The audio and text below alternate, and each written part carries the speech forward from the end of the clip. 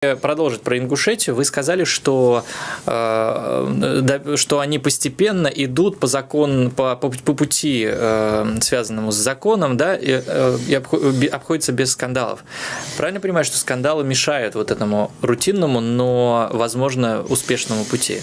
Ну, в принципе, вот этот рутинный путь... Обращение в разные инстанции, процедур, одну за другую, он стратегически более эффективный. Он, конечно, более длинный, более нудный. Мы же не любим длинных процедур, долгих решений. Но здесь нужна определенная сдержанность, определенная демократическая культура. А что у нас произошло, собственно, не так давно?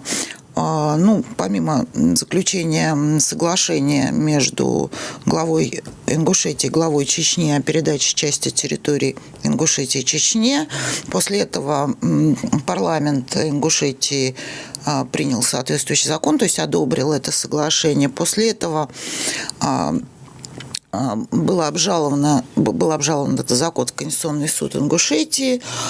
Конституционный суд Ингушетии признал его не имеющим правовых последствий, противоречащих Конституции Республики Ингушетия.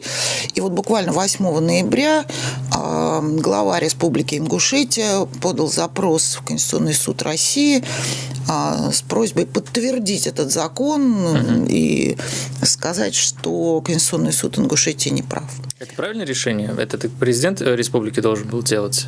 Он мог подать такой запрос. Запрос, кстати, его в чистом виде никто не видел, потому что планируется где-то числа 28-го, по-моему, экстренное заседание Конституционного суда. Кстати, тоже мне непонятно по процедуре, как они это внеочередным порядком приняли к рассмотрению. Обычно все-таки длинная очередь на рассмотрение дел в Конституционном суде. Но каким-то порядком приняли, надо посмотреть, почитать. Мы, кстати, с вами, по-моему, в прошлой передаче говорили, чуть-чуть мы говорили об этом. Но на самом деле очень высокая, классная правовая позиция у тех, кто в Ингушетии занимался этим вопросом. Очень сильные юристы, на самом деле. Очень высоко квалифицированное решение Конституционного суда Ингушетии. И будет довольно трудно выкручиваться сейчас Конституционному суду России. Потому что это вопрос, который при определенном исследовании оказывается вопросом исключительных полномочий субъекта федерации. Вот, а как Конституционный суд России, почему вдруг рассматривает это решение? По идее, я не знаю, как он будет это рассматривать, потому что Конституционный суд России не является вышестоящим судом по отношению к суду Республики Ингушетия. Никаких вопросов федеральных полномочий в решении Конституционного суда Ингушетии не затронуто. Затронуты вопросы внутренних исключительных полномочий субъекта федерации. Означает ли это, что само рассмотрение этого дела уже делает это дело политическим, а не судебным? Это в любом случае очень интересное дело. Мы же не знаем, какое будет решение Конституционного суда.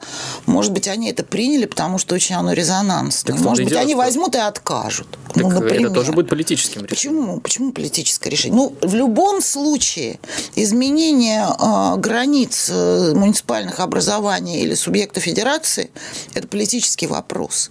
Он сам по себе вопрос политический. Давайте не будем говорить о том, что это политическое или не политическое решение. Конечно, политическое. Это политика, территориальная политика. Так же, как и вот с абазинами и черкесами.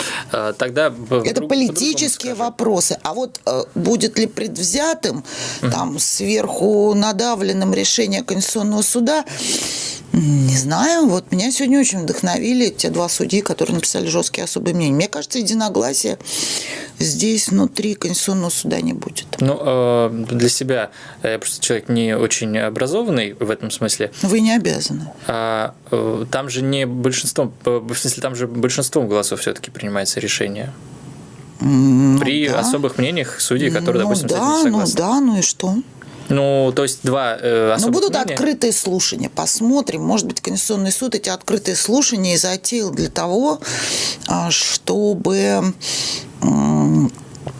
вывести вот этот пар из этого чайника. Может быть, он по формальным основаниям не отверг этот запрос. Пусть представят стороны свои доказательства, свои видения. Для недовольных ингушей это последняя инстанция? Дальше у них нет возможности Не знаю, потому что возможность согласительной процедуры через президента по 85-й статье Конституции. Они тоже их предлагают. А обращаться в какие-то внегосударственные Ну, инстанции? в данном случае нет, конечно. То есть никакой есть ПЧ, который приходит на помощь? Нет, в Европейской конвенции про территориальный спор ничего нет. Ну, то есть действительно они завязаны исключительно... Нет, они пошли по спокойной, такой очень грамотной, очень хорошей юридической процедуре. Похоже ли это на такое, знаете, окей, мы будем все делать по закону и не будем сейчас протестовать. Но если они протестуют. На самом деле они все равно протестуют. Но у них, я уже говорила об этом, есть особый орган, съезд ингушского народа. Да. Кстати, я вот вчера прочитала очень внимательно еще раз Конституцию Ингушетии. И у меня почему-то создалось впечатление, что глава республики не имел права подписывать это соглашение. Вообще не имел права. Без решения съезда? Нет, вообще не имел права. То есть это вообще не его полномочия. Потому что в полномочиях главы Республики Ингушетия сказано, что он может подписывать соглашение только по вопросам внешнеэкономического и международного сотрудничества. Я вообще не нашла. Мы же с вами только что говорили о разрешительных, как вы говорили, запретительных, да, о двух принципах. Разрешено только то, что разрешено для государственных органов. Вот только то, что в Конституции. Это раз. Ну и второе. Они не вышли за пределы полномочий субъекта.